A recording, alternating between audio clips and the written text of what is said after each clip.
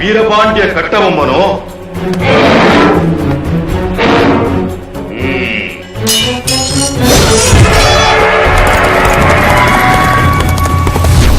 கும்பனியாரின் கட்டளைக்கு நீ ஏன் அடங்கவில்லை? கும்பனி என்பது வாங்கவும் விற்கவும் வந்த ஒரு வர்த்தக ஸ்தாபனம்.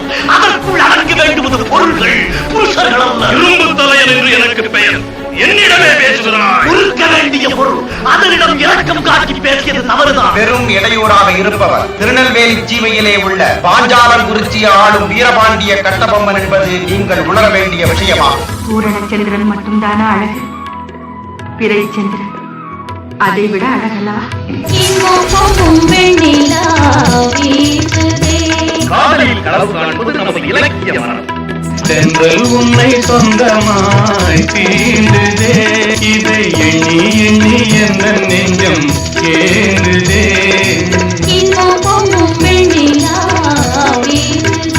இன்பம் இதோடு இருக்கட்டும்.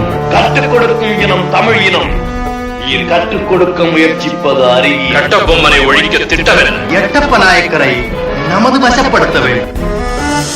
பூச்சிக்கு இரையாகிவிட்டார் எட்டப்பா. அவன் இருக்கும் இடம் உமக்கு தெரியும் துறையே, தெரியும். பிரித்தாலும் இந்த சூழ்ச்சி ஒரு சரியான வழிதான்.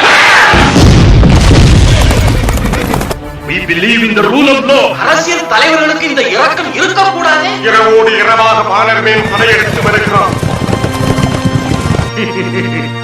நமக்கு அறிவும் உண்டு, ஆற்றலும் உண்டு. பின் எதற்காக பயப்பட வேண்டும்?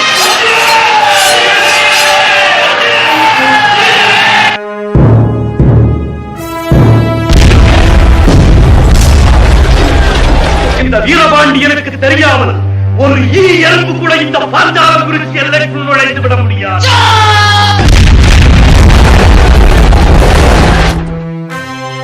இந்த வெற்றி விடு ஒன்று போதும்.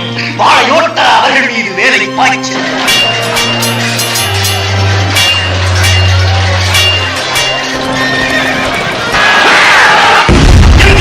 எல்லா வளமும் படைத்த நாடு.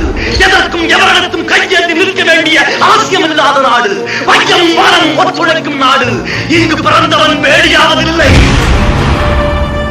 வானம் பொழிகிறது, பூமி விளைகிறது. உனக்கு ஏற்படுப்பது கிஸ்தி. எங்களோடு வயலுக்கு வந்தாயா? ஏத்தம் வைத்தாயா? நீர்வாச்சி நடுவயல் நிறைய கண்டாயா?